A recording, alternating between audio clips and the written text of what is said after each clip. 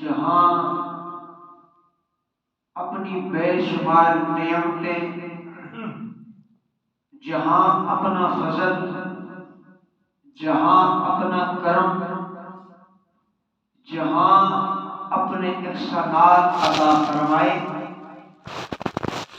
ان کے ساتھ ساتھ اللہ رب ذوالجلال نے انسان کو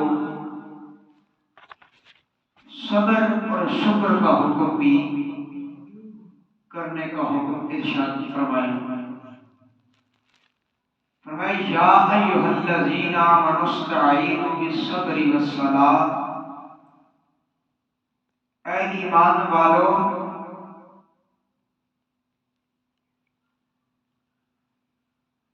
نماز پڑھو، نماز قائم کرو اور صبر کے ساتھ مدد چاہو۔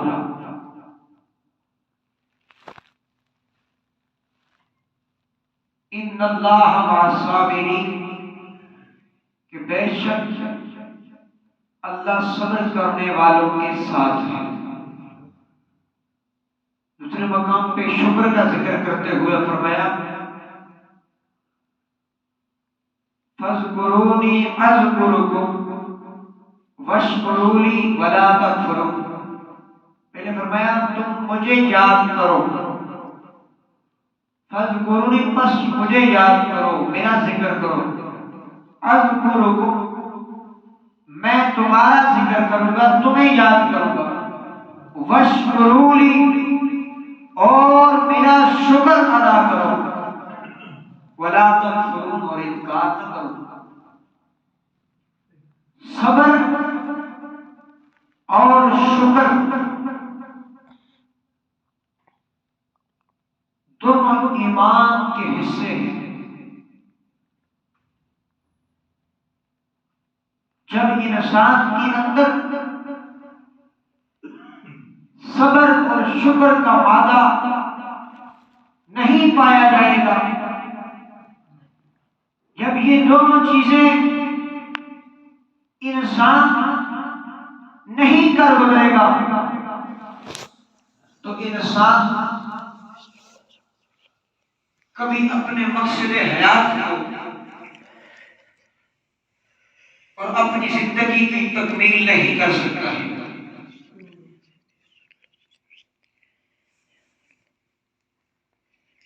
شاعر نے لکھا کہ گر دولت سرمدی تجھے ہے منظور، گر دولت سرمدی تجھے ہے منظور، کر صبر و شکر دل سے حد المقدور۔ یعنی شاعر کہتا ہے کہ اگر تمہیں دولت اور سرمایہ ثروت چاہیے تو دل کے ساتھ تم نے صبر اور شکر کو لازم کر لینا ہے۔ یہاں تک حد المقدور کہ تیرا دل صبر اور شکر سے لبریز ہوتا ہے خدائے پاک صابر کا رفیق۔ فرمایا کہ اللہ مع الصابرین، بے شک اللہ صبر کرنے والوں کے ساتھ ہے۔ دوسرے مقام پہ فرمایا فاصبروا اور صبر کرو، ان اللہ مع الصابرین، کہ اللہ صبر کرنے والوں کے ساتھ ہے۔ ہوتا ہے خدائے پاک صابر کا رفیق، نعمت اسے دیتا ہے جو ہوتا ہے شکور۔ لیکن شکر تم لازیدنکم، کہ تم جتنا میرا شکر کرو گے میں مزید تمہیں عطا فرماؤں گا، جتنا میری نعمتوں کا شکر کرو گے اتنا ہی تمہیں عطا کیا جائے گا۔ اب شکر اور صبر ہے کیا؟ اصطلاح میں اور اہل لغت نے صبر اور شکر کے کیا معنی لیے ہیں؟ صبر کا لغوی معنی ہے ٹھہر جانا، رک جانا، برداشت کر لینا۔ عام اصطلاح میں صبر کا معنی یہ ہے کہ اپنے نفس کو غیر شرعی چیزوں سے روکے رکھنا، دنیاوی مصیبت اور مشکل پر استقامت اور استقلال کا دامن پکڑ لینے کا نام صبر ہے۔ شکر کیا ہے؟ شکر کا لغوی معنی ہے احسان مندی، کسی کے احسان کا دل و جان کے ساتھ اس کا اظہار شکر کرنا، کسی کی نعمت پر دل کے ساتھ اس کی تعریف، اس کا شکریہ ادا کرنا، اس کے احسان کو مان لینا اور اس احسان کی قدر کرنا، یہ ہے شکر۔ اگر یہ دیکھا جائے تو پھر اللہ نے انسان پر کتنے احسانات کیے، کتنی اپنی نعمتیں عطا کی۔ انسان اگر چاہے تو رب کی ایک نعمت کا، ایک احسان کا بھی شکر کما حق ادا نہیں کر سکتا۔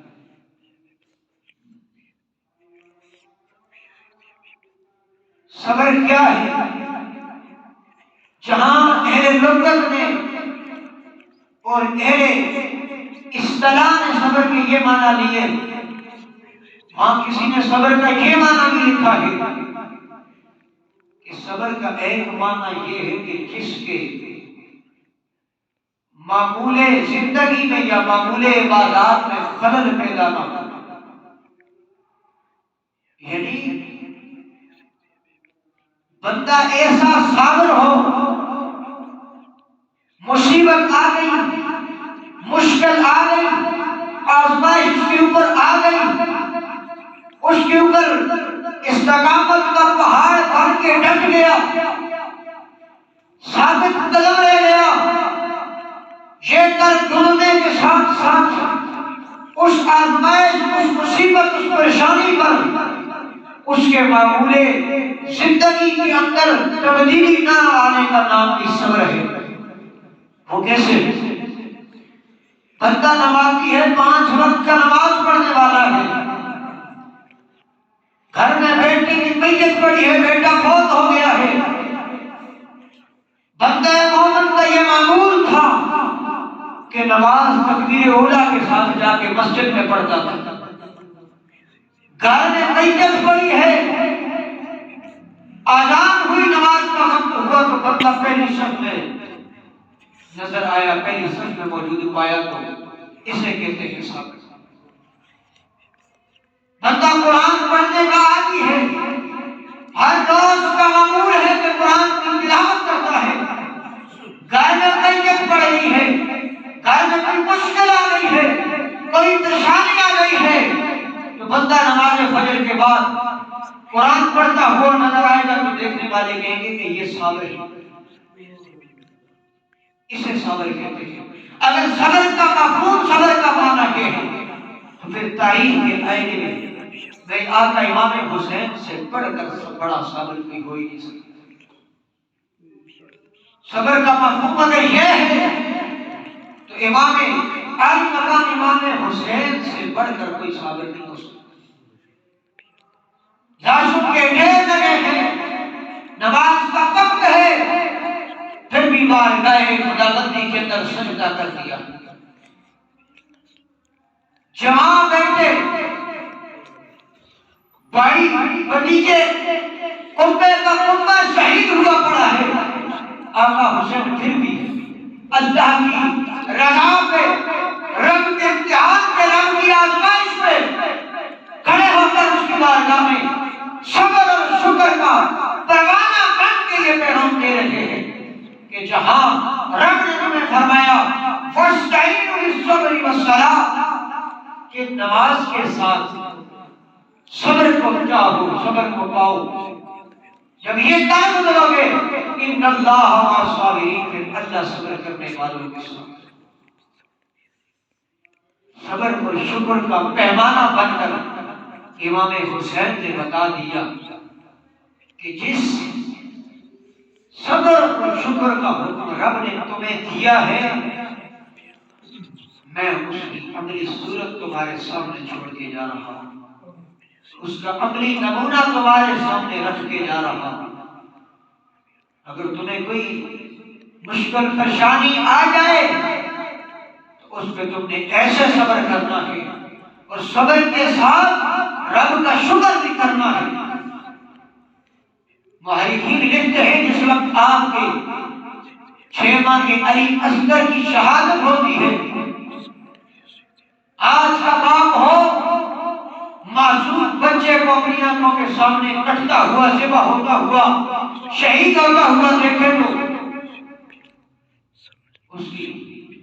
اس کا جسم کام کرنا چھوڑ جاتا ہے، اس کی آواز بند ہو جاتی ہے، لیکن قربان جو امام حسین کی ذات پر 6 ماہ کے ننھے علی اصغر کو ہاتھوں میں اٹھا کر آسمان کی طرف دیکھ کر اللہ کی بارگاہ میں عرض کی، مولا تیری رضا پر میں راضی ہوں، میں شکر کرتا ہوں کہ اللہ تو بھی میرے شکر کو قبول کرتا ہے۔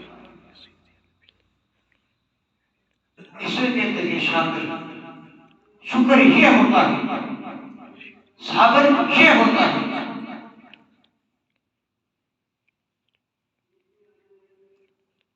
اللہ کے جتنے انبیاء علیہ السلام والسلام آئے، ہر کسی کو اللہ نے آزمائش میں ڈالا، ہر کسی کو اللہ نے امتحان میں ڈالا، لیکن وہاں اللہ نے فرمایا کہ تم نے صبر اور شکر دونوں کو ملوز خاطر رکھا۔ حضرت ایوب علیہ السلام زندگی کے طویل عرصہ بیماری کے عالم میں گزارتے ہیں، ساری زندگی صابر بن کے اتنا صبر کیا، بیماری نے اتنی شدت اختیار کر لی،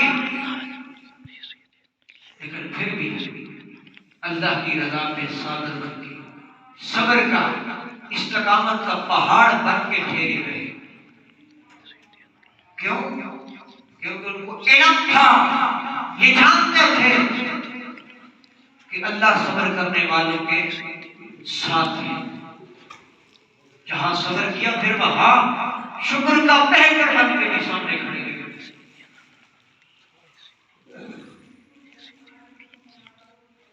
بیماری میں صبر کیا تو اللہ کی مدد ساتھ رہی،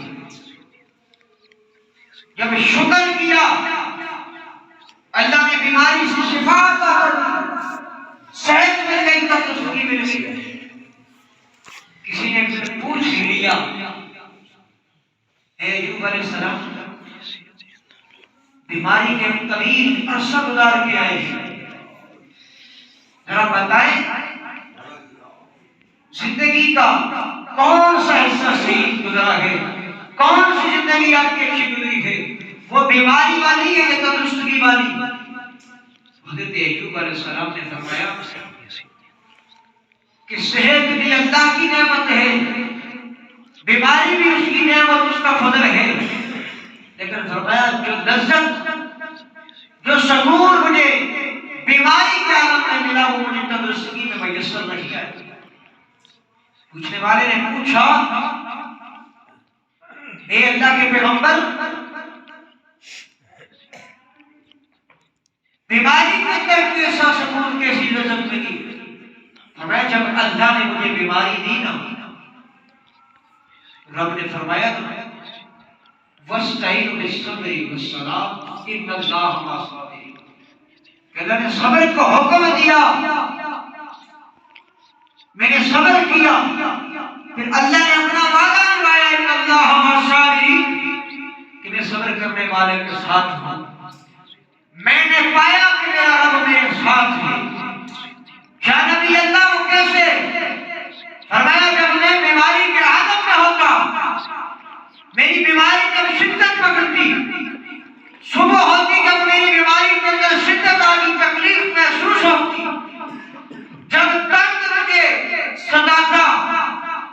زبان سے اف نہ کہتا، اس کو یاد کر، جب صبر کرتا اس کو یاد کرتا تو صبح ہوتی مجھے ایک آواز آتی، میرے ایوب تیرا کیا حال ہے، ایوب تیرا کیا حال ہے؟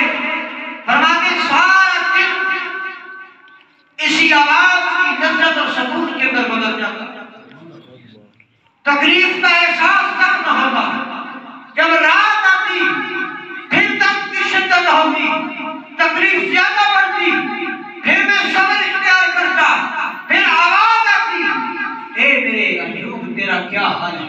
فرماتے ساری رات اس آواز کے ذوق اور اس کی لذت کے اندر گزر جاتی۔ کہا کہ صحت مل گئی، تندرستگی مل گئی، اس پہ صبر کیا، اللہ کی مدد، اللہ کا ساتھ میرے ساتھ رہا، لیکن آج تندرستگی تو مل گئی پر وہ آواز، وہ صدا نہیں آتی تھی۔ رب جب پوچھتا تھا بندے سے میرے ایوب تیرا کیا حال ہے، فرمایا آج صحت تندرستگی تو مل گئی پر رب کی طرف سے وہ آواز نہیں آتی۔ حضرت امام جوزی علیہ رحمہ آپ فرماتے ہیں کہ صبر اور شکر کے 3 درجے ہیں۔ اس صبر اور شکر کے معنی میں علماء نے 3 طرح کے اقوال پیش کیے۔ پہلے درجے پہلے علماء نے لکھا کہ صبر شکر سے افضل ہے۔ دلیل اس کی یہ تھی کہ قرآن پاک کے اندر کئی مرتبہ صبر کا ذکر آیا۔ دوسرا جو گروہ ہے انہوں نے لکھا کہ شکر صبر سے افضل ہے۔ انہوں نے بھی دلیلیں یہ دی کہ قرآن کے اندر جہاں صبر کا ذکر ہے وہاں ساتھ میں شکر کا ذکر بھی ہے۔ جہاں لوگ صبر کے عملی پیکر بنے وہاں انہوں نے شکر گزاری کا بھی عملی نمونہ پیش کیا۔ اور تیسرے درجے کے اندر امام جوزی علیہ رحمہ ان لوگوں کو لکھتے ہیں کہ جنہوں نے دونوں کو برابر کہا کہ صبر اور شکر دونوں برابر برابر ہیں۔ اور واقعی اللہ نے فرمایا وَاصْبِرُوا، صبر کرو ان اللہ مع الصابرین، اللہ صبر کرنے والوں کے ساتھ۔ فرمایا فَاذْكُرُونِي أَذْكُرْكُمْ وَاشْكُرُوا لِي وَلَا تَكْفُرُونِ، بس میرا ذکر کرو میں تمہارا ذکر کروں گا اور میرا شکر کرو، وَلَا تَكْفُرُونَ، اور کفر نہیں کرنا ہے، انکار نہیں کرنا ہے۔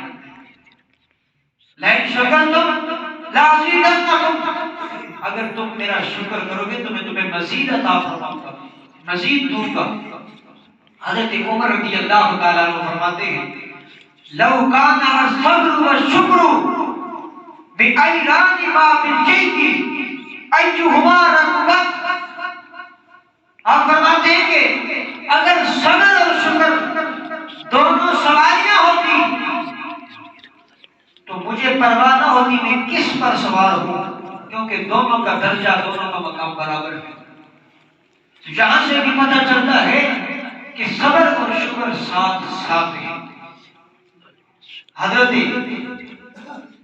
معاذ بن جبل رضی اللہ تعالیٰ عنہ سے نبی پاک علیہ السلام نے ارشاد فرمایا، جامع ترمذی کی حدیث، فرمایا واللہ انی لا احبک، فرمایا معاذ بن جبل اللہ کی عزت کی قسم ہے میں تجھے پسند کرتا ہوں، تم سے محبت کرتا ہوں، فلا تنسى ان تقولوا دابرا کل صلاۃ، فرمایا معاذ بن جبل تم ہر نماز کے بعد یہ دعا کرنا کبھی نہیں بھولنا۔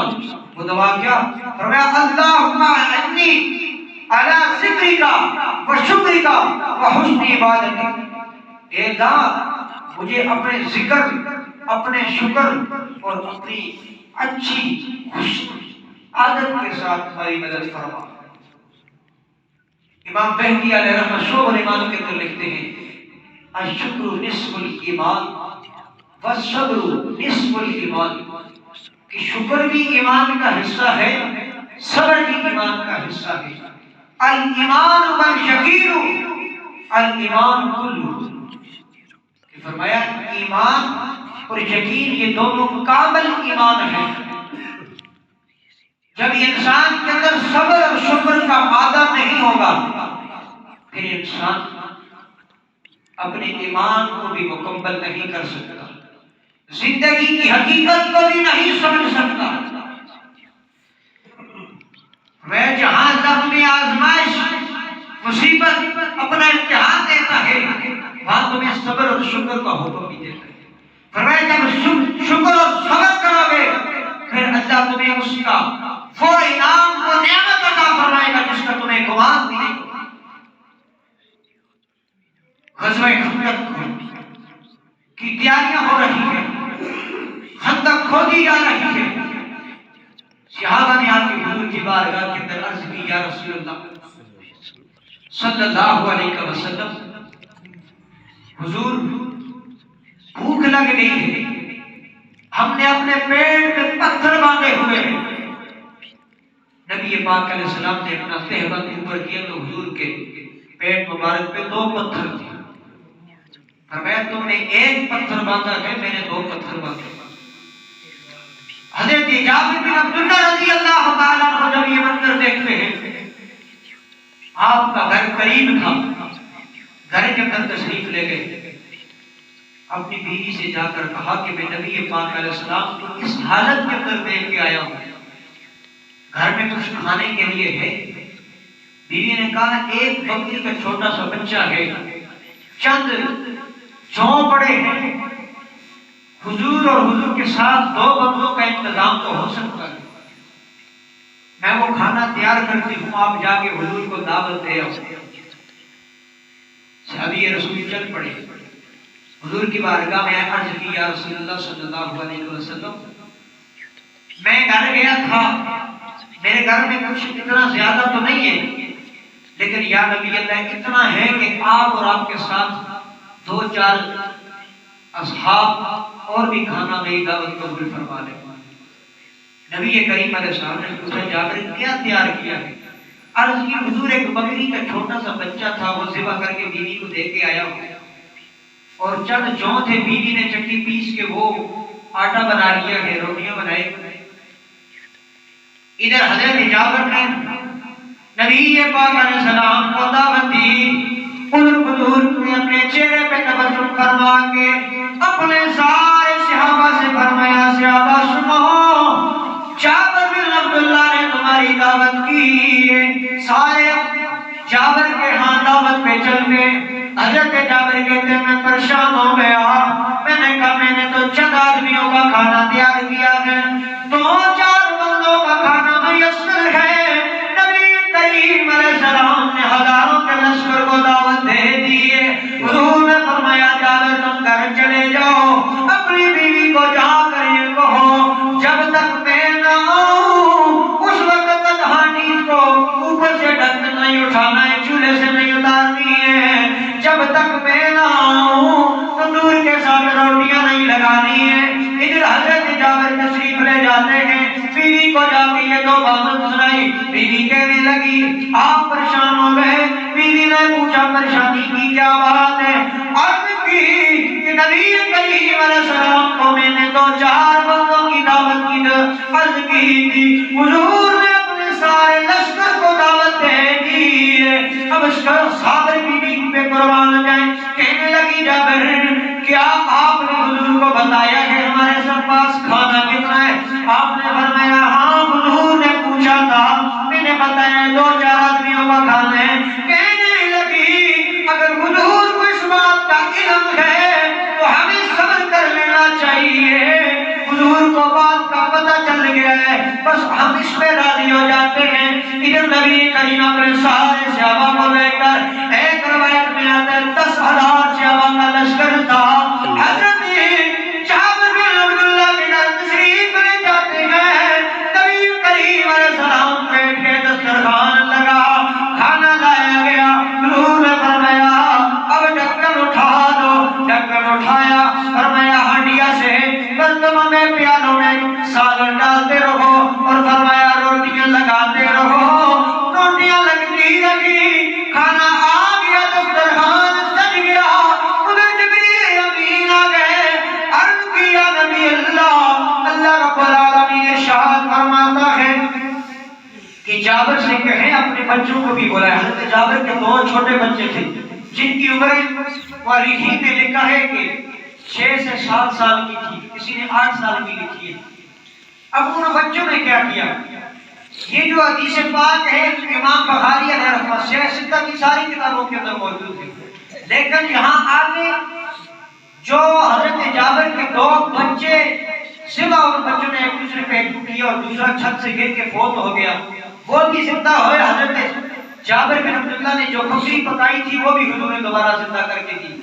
اس بات کو عاشق رسول مولانا جامی عبد الرحمن جامی نے شواہد النبوہ کے اندر لکھا ہے کہ بچوں نے جب یہ دیکھا ہمارے باپ نے بکری ذبح کی ہے، بڑے بیٹے نے چھوٹے بھائی کو لیا، اسی طرح زمین پہ لٹا کے چھری چلا کے اس کے گلے کو کاٹ دیا۔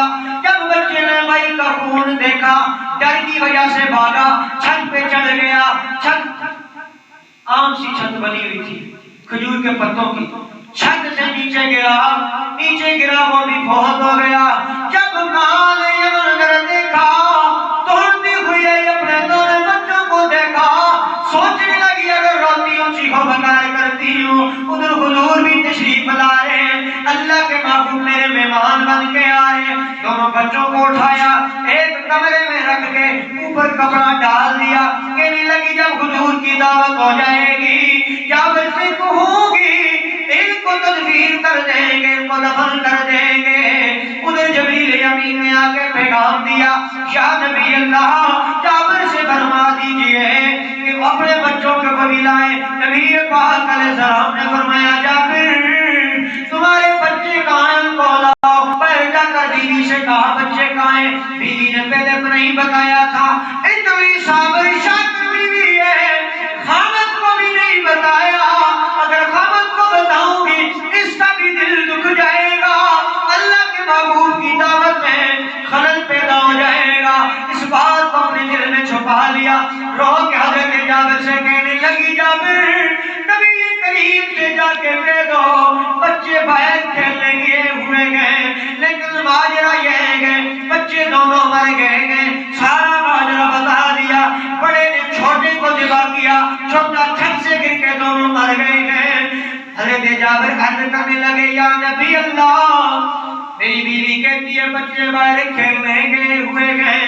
نبی کریم نے فرمایا جاؤ بلا کے لے آؤ۔ اب حضرت جابر پریشان ہو گئے، جبریل پھر حاضر ہوئے، عرض کیا نبی اللہ جابر سے کہہ دیجئے کہ اس کے بچے پل دوسرے کمرے میں سوئے ہوئے ہیں، ان کو بلا کے لے آئے۔ حضرت جابر بن عبداللہ رضی اللہ تعالیٰ عنہ عرض کرتے یا نبی اللہ بات یہ ماجرا یہ ہے میرے بڑے بیٹے نے چھوٹے کو ذبح کر دیا ہے، بڑا بیٹا چھت سے گر کے دونوں مر گئے ہیں۔ حضور میری بیوی نے اس بات کو ہم سے چھپا لیا ہے کہ آپ کی دعوت میں خلل پیدا نہ ہو۔ اللہ کے محبوب نے فرمایا جابر جب تک تیرے بچے نہیں آئیں گے ہم کھانا نہیں کھائیں گے۔ یا نبی اللہ مردہ بچے میں کہاں سے لاؤں؟ میرے نبی نے فرمایا جابر جاؤ اپنے بچوں کو بلا کر لاؤ، وہ اٹھ کے چلے آئیں گے۔ جابر بن عبداللہ نے جا کے اپنے بچوں کو آواز دی، دونوں بچے ایسے اٹھ کے آئے جیسے نیند میں سوئے ہوئے تھے، نیند میں سوئے ہوئے تھے۔ آئے حضور کی بارگاہ میں، حضور نے ایک کو دائیں بٹھایا ایک کو بائیں بٹھایا، دونوں کو کھانا کھلایا، سارے لشکر نے کھانا کھایا، ہڈیاں اسی کی اسی طرح ہیں، روٹیاں جتنی بنائی تھی اسی طرح موجود ہیں۔ نبی کریم نے کھانے کے دوران اپنے صحابہ سے فرمایا اے میرے صحابہ جس کے منہ میں ہڈی آئے کسی نے ہڈی کو چبانا نہیں ہے۔ ایک جگہ ہڈیاں جمع کر دی، ہڈیاں جب جمع ہوئی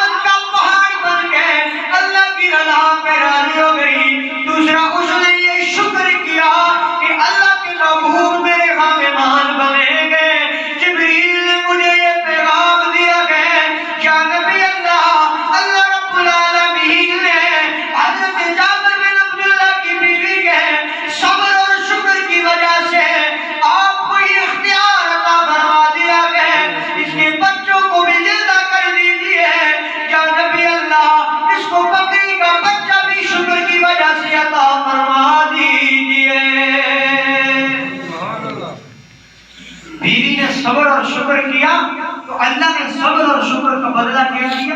بیٹوں کو زندگی بھی عطا کر دی، اور بکری کا جو غربت کے دن تھے، غریبی کے دن تھے، اس بکری کے بچے کو بھی زندہ فرما دیا۔ کیوں؟ کہ اس نے اللہ کی آزمائش پہ، اللہ کے امتحان پہ صبر کیا، پھر شکر کیا۔ فرمایا وَاسْتَعِينُوا بِالصَّبْرِ وَالصَّلَاةِ إِنَّ اللَّهَ مَعَ الصَّابِرِينَ۔ جب تمہیں مصیبت آ جائے، پریشانی آ جائے، کوئی اللہ کی آزمائش آ جائے، اس پہ صبر کرو، یہ اللہ کا وعدہ ہے، یہ اللہ کا قانون ہے۔ فرمایا جب تم صبر کرو گے، تم میرا شکر کرو گے، میں صبر کرنے والوں کے ساتھ ہوں، شکر کرنے والوں کو میں زیادہ عطا فرماؤں۔ بے شک۔ اس لیے جب بھی اللہ کی آزمائش، اللہ کی طرف سے امتحان، اللہ کی طرف سے کوئی مصیبت آ جائے تو اس پہ صبر کرنا چاہیے، صبر کے ساتھ شکر کرنا چاہیے۔ جب یہ دونوں چیزیں انسان کر گزرے گا پھر اللہ تعالیٰ اس کا بہترین انسان کو نعمت بدلتا ہے۔ صحابہ کرام نے کیسی زندگیاں گزاری، کتنی آزمائشیں، کتنی مشقتیں آئی، صبر کیا، شکر کیا۔ شعیب ابی طالب کے اندر نبی پاک علیہ السلام اپنے سارے خاندان کے ساتھ 3 سال تک وہاں پہ محصور رہے، وہاں پہ قید کی زندگی گزاری۔ مکے والوں نے لا تعلقی کا اظہار کر دیا، رشتے ناطے توڑ دیے۔ حضرت ابو طالب سے کہا کہ جب تک محمد ایک تو خدا کا پرچار کر رہا ہے، اس کی وحدانیت کا اعلان کرنا بند کرے گا، ہمارے بتوں کی ہمارے خداؤں کی مخالفت کرنا چھوڑے گا، تب ہم تمہارے ساتھ جا کے اپنے تعلقات، اپنی برادری، اپنی رشتہ داری جوڑیں گے، اس وقت تک ہم تمہیں جلاوطن کرتے ہیں۔ شعیب ابی طالب کی کاٹیوں نے 3 سال تک حضور غاروں کے اندر اپنے بچے، بیوی، اپنے سارے اصحاب کے ساتھ زندگی گزارتے ہیں۔ آدم کیا آ گیا، فاقہ کشی آ گئی، ساز و سامان کھانے کا حق ہو گیا۔ ادھر کفار مکہ نے راستوں میں پہرے دار بٹھا دیے کہ کوئی مکے سے شعیب ابی طالب کے اندر راشن لے کر نہیں جائے گا، کھانے پینے کی چیزیں، کپڑا، کوئی چیز ایسی لے کر نہیں جائے گا۔ ان لوگوں کو احساس ہوگا، ادھر معاہدہ کر کے بیت اللہ کی چوکھٹ پہ، دروازے پہ لٹکا دیا، جو معاہدہ لکھا گیا۔ 3 سال بعد وہ معاہدہ خود دیمن نے چاٹ کے ختم کر دیا، ان کو وہ معاہدہ ختم ہو گیا۔ اب ادھر حضور کا اپنے اصحاب اور اپنے اہل کے ساتھ کیا زندگی کا گزارا ہے۔ مورخین سیرت نگاروں نے لکھا کہ نبی پاک علیہ السلام درختوں کے پتے اپنی جولی میں اٹھا کر لے جاتے ہیں، گھاس لے کر اس کو ابال کے اس کا پانی اپنی بیٹیوں کو بھی پلاتے، اپنے صحابہ کو بھی پلاتے۔ ایک دن نبی کریم علیہ السلام نے اپنی گود کے اندر پتے اٹھائے ہوئے گئے، اللہ کا شکر بھی، زبان پہ رب کا ذکر بھی جاری ہے، اللہ کی نعمتوں کا شکر بھی ادا کر رہے ہیں، ادھر لے کے جائے گئے، جنت کی حور و غلمان تڑپ گئے، آسمان کے فرشتے اللہ کی جناب میں رب کی بارگاہ میں عرض کرتے، رب العالمین، اے رب قدوس، یہ کیسا امتحان ہے، اللہ یہ کیسی آزمائش ہے، تو نے اپنے نبی کو مختار کل بنایا ہے، ساری کائنات کا مختار بنایا ہے۔ نبی پاک علیہ السلام نے فرمایا اللہ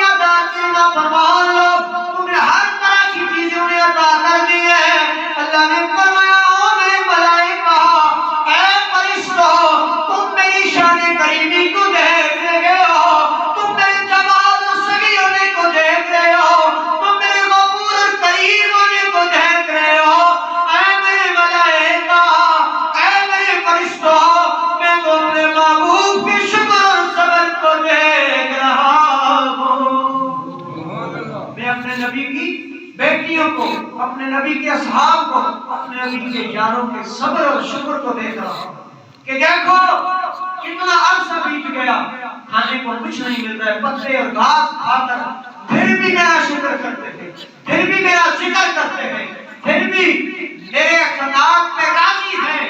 تم میرے صبر کو، میری جناب جواد اور کریم اور سخاوت کی شانوں کو دیکھتے ہو، میں تو اپنے محبوب کی اداؤں کو، اپنے محبوب کے صبر اور شکر کو دیکھتا ہوں۔ اس لیے نبی پاک علیہ السلام نے صبر اور شکر کا عملی جامہ پہنا کر تجھے یہ پیغام دیا کہ جب کوئی مشکل، کوئی پریشانی، کوئی مصیبت آ جائے اس پہ صبر کرو۔ علماء لکھتے ہیں حدیث پاک کا مفہوم ہے کہ انسان کو جب کوئی مشکل پریشانی آتی ہے نا تو اللہ اس کو دو انعام عطا فرماتا ہے۔ ایک انعام اس پریشانی کے عوض میں، جو مصیبت، جو تکلیف آئی ہے اللہ اس پہ عطا کرتا ہے۔ دوسرا انعام اللہ رب العالمین اس کے اوپر صبر کرنے کی وجہ سے اس کو عطا فرماتا ہے۔ اللہ رب کائنات کی بارگاہ میں دعا ہے کہ اللہ تعالیٰ ہمیں اپنی آزمائشوں کے اندر، اپنے امتحانات میں جو بھی مشکل آئے، دنیا کی ہو، دین کی ہو، اللہ اس میں ہمیں صبر اور صبر کے ساتھ شکر کرنے کی توفیق عطا فرمائے۔ وآخر دعوانا ان الحمد للہ۔